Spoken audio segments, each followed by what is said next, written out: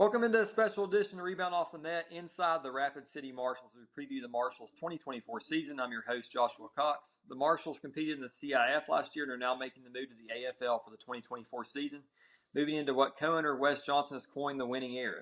They will compete in the West Division of the AFL, which includes the Washington Wolfpack, Oregon Black Bears, and Billings Outlaws. Here to help lead the Marshals into the winning era is head coach Shon, who enters his first year as the Marshals head coach. Coach King, thanks for being with us, man. Yeah, no problem. Thanks for having me. Coach, first off, tell us a little about you. I know you've been a coach for 25 years. Tell us a little about your journey and how you ended up with the Marshals. Yeah, I've been, I started off playing in the indoor league back in 1999, switched over to the AF2 in 2000, and then got into arena football, the Arena Football League in 2001 with the New York Dragons. From there, I played for, about 4 or 5 years. Once I was done playing, I I wanted to get into coaching, and so I got back into coaching at Quad City, and then kind of worked my way up the coaching ladder there. Started as a receiver, special teams guy, and then ended up being the offensive coordinator, and then finally being the head coach. So yeah, I was there. Then the AFL folded for a year, or AF2 folded. AFL came back. I got on with I was with the Abilene Rough Riders in the Southern Indoor Football League for a year, and then from there got into just kind of concentrated more on high school coaching and training players and things like that. And then an opportunity came up 2016 with the Tri City Diesel. So I went there. We ended up having a pretty good season and things like that. But then, and then a couple things happened here and there, like with the Omaha Beef. I had a little short stint with those guys for a little bit, and then this opportunity came about last year with Billings. I ended up going there about the third game and ended up taking over as the head coach eventually. And so I was just happy to be back in the game at that point, and and honored to just be in the game, like I said. And then we finished the season on a pretty good note, 5 game winning streak, and then we ended up losing to, like I said, the eventual champs. But and then things started to kind of, we didn't know the certainty of the league and what things were going to happen with the arena league and all that kind of stuff. And basically, once they decided that Rapid City was going to be um, going to the arena league, I made, had already been in contact with Wes and those guys, and then when they announced that, I was ecstatic because I was able to be back a part of the game that helped, mold my career, and then I had some success as a coach too. So it was a great situation, and I'm happy to be back in, and just glad the league is in good standing now. Absolutely. Coach, give us some general updates about what's going on in Rapid City. What's been the response to the community to the move to the AFL? Well, I do know, I'm not there personally yet, but just from talking to Wes and just hearing some things going on, around Rapid City, people are excited. They're excited. The AFL is a big thing, with the announcement of the NFL Network. So there's people that are excited, but there's also, Rapid City hadn't won games in the last couple of years, so there's some people that are hesitant about, helping out, and that's fine. We want those people to end up embracing us as we win games and things like that, and that's the natural process anyway. If you haven't had success somewhere, you gotta give these people something to believe in first before they all want to jump on the bandwagon. So we're gonna do that. We're gonna make sure we take care of our stuff on the field, and then come game time, and when we need these fans around, we'll get all the support we need. Winning cures everything. Absolutely. If you would, Coach, introduce us to the rest of your coaching staff and tell us a little about those guys. Okay, so yeah, first of all, we got Montre Edwards. He'll be my defensive coordinator. He coached with me for a couple years back in the 2008, 2009 when we were in Quad City. He basically handles my line guys. So I feel really good about him just because we have that familiarity. He knows what I'm looking for with my protections and what we want to do up front. And so, he brings a valuable experience that we have already had together. And then Coach Xavier Patterson, he'll be our defensive back and our special team coach. Uh, he played with me back in Quad City. We haven't coached yet, but once this opportunity came about and we were going to be playing Ironman football, I figured out why not go get one of the first Ironmen, that knew how to play this game and just some more experience. And he's gung ho, he's ready to go, he's excited to be back in the game. And so yeah, those guys are the coordinators and the of those. But realistically and honestly, I mean, I let them do their job, but it really all just runs through me first because this is my baby this year, and we're gonna make sure we do at least. I mean, they know what we want, so I'm not worried about any of that stuff. So we have a pretty good staff in place, and we're ready to get these guys going. Yeah, take us into a typical game week. How do you prepare for a game with your coaching staff? Well, first off, we sit down and have our daily meetings, whether it be either the night before practice or that morning, depending on what goes on. But that goes on first, so that we're prepared going obviously into the week, so that we have whatever whatever screen gadgets, whatever uh, anything that we've noticed. Make sure we're self scouting ourselves as well. So we just make sure we touch all bases, obviously, with your offense, your defense, seeing things, what you don't see, what you see on special teams, just the basic stuff, and then you go put it out there on the field at practice Tuesday, Wednesday, Thursday, and then Friday's your walkthrough, and then you got your game on Saturday. So this is arena football. It's not like the NFL, so you don't have to be in the office 8 hours a day. I mean, at least we don't. But as long as the details are covered that need to be covered, then we feel good about that. Absolutely. You talked about it a little bit earlier. The Marshals struggled last season. What is your plans going in to make the franchise a winner, and what do you need to instill? Well, I mean, it's kind of like what we did in Billings. I mean, it's just a whole culture shock that needs to go take place, and we're doing that. And so, I'm basically uh, making things aware of our guys as we have our communication now before we even get to camp. We're just setting things out there and making sure that all expectations are met, and just putting it all out there. So there's no and this is high caliber football. Like back when I played arena football, this isn't like those leagues that we just played in, the CIF and all that kind of stuff. So those are the kind of guys that I want on my team. I want guys who have aspirations to try to get to the next level and still are trying to move up, rather than having a team full of guys who are just, you know, um, content and satisfied just to be making, obviously who wouldn't want to make $1,000, you know what I mean? So yeah, we're just establishing a culture of discipline, accountability, and just having the structure in place so that you have less things to deal with when it comes time for the season. What excites you most about joining the AFL, and what are your thoughts on how the league's been made up? Well, I'm very excited. Again, I mean, I've coached in some of these other leagues, and nothing against anything. I mean, I was grateful for opportunities to coach in these leagues, but again, the arena football game, it's meant for scoring. It's a different kind of game, and like I said, I was fortunate enough to play with, the best quarterback arguably out there, Aaron Garcia, back when I was playing. So I learned a lot playing there. I learned a lot from guys like Frank Hagee, Coach Gregory, the Mike Hohensee. There's just so much that I've taken in and learned, and so I'm just ecstatic to be a part of it.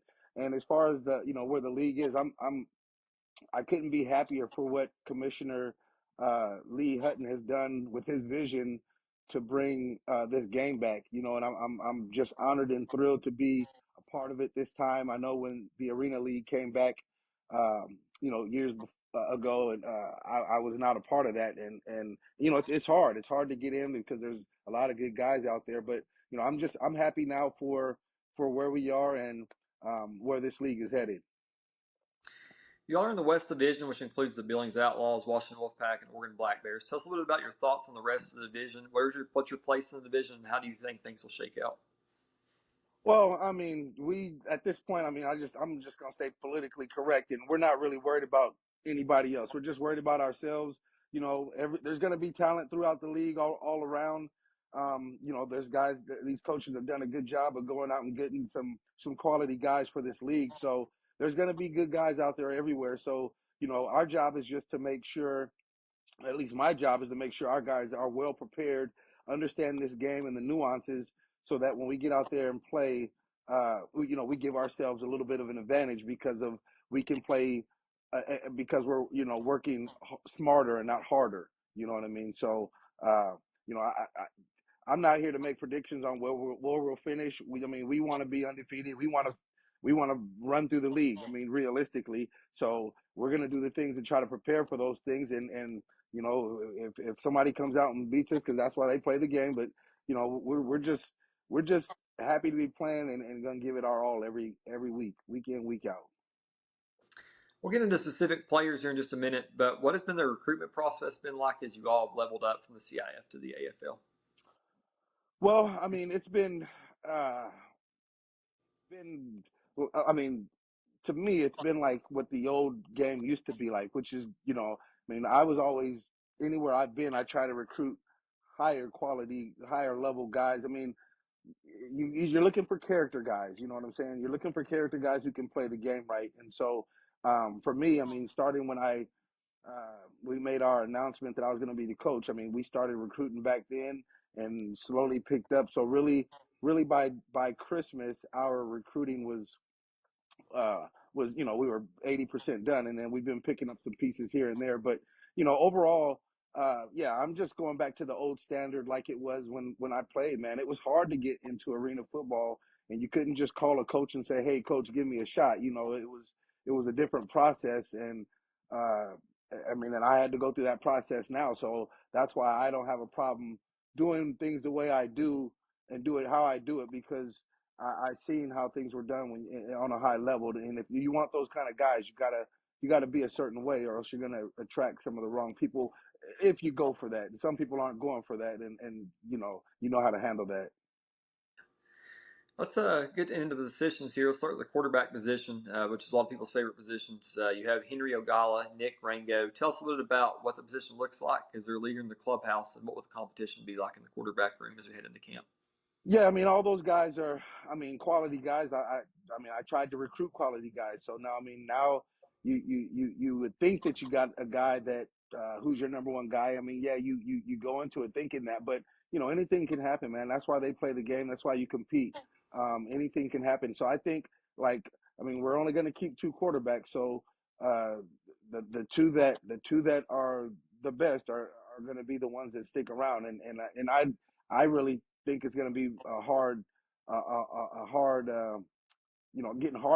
getting rid of one of those guys, because they're going to be so much quality in that room. So I'm excited. I mean, Jack has played this game, this indoor game, or arena, because it's a difference between indoor. He's played arena ball, and I liked his touch and his timing and things in the indoor game. And now that this is arena football, this game is a little bit more. It's a little different, more one on one. So again, if he was able to throw the ball effectively with the touch and timing in the indoor game, he can definitely do that in the arena game. So that's one of the positives that I do have for Jack, is that I've seen him do that. And then Nick's out there working with guys like Norm Chow and other quarterback gurus. So I mean, he's coming in with some knowledge and understanding of the game too. So yeah, it'll just be interesting. It'll be interesting to see. But at the end of the day, whoever our guy is, he's going to throw a lot of touchdowns and be a great leader. Let's move on to that fullback linebacker position. Let's kind of touch on both sides of that. The AFL is a pass-heavy game. Who are some of the guys that might get some carries in the backfield, and how will you use the fullback position? Well, I mean, again, this is old school. This is old school arena football we're playing. So, we want a heavier guy. I mean, he doesn't have to be 300 pounds, but he could be 300 pounds. Right now we got guys ranging from 250. Zeke Noah, um, to Jude Sampson's 275, Big Howard Newsom's 280. So when you're running the ball with those guys, you don't need them to run like Earl Campbell and get 50 yards. They're just running to get 2 yards, 1 yard, if that. I mean, and then you can also you're basically obviously using them uh, like you're blocking in the blocking scheme. And then if you need to run the ball, also you can run with your receivers and just use those fullbacks as lead blockers. You see what I'm saying? Mhm. So we got guys that I fit. And then, like I said, there's going to be some situational stuff because, like I said, we said Zeke Noah, Jude Sampson, Howard Newsom 280. We can also go up to a 300 pounder at linebacker if that's the case. However we want to do it. So I feel like our pass game will be solid enough to where we can kind of choose, week in, week out, who we want to be in there to handle, what the opposition might be bringing. Let's turn to the wide receiver core. You got Des Donaldson, Antoine Smith, Jamal Couch, to name a few, are some of the guys. Tell us about the receiving core and who maybe some of the big play guys on the receiving core.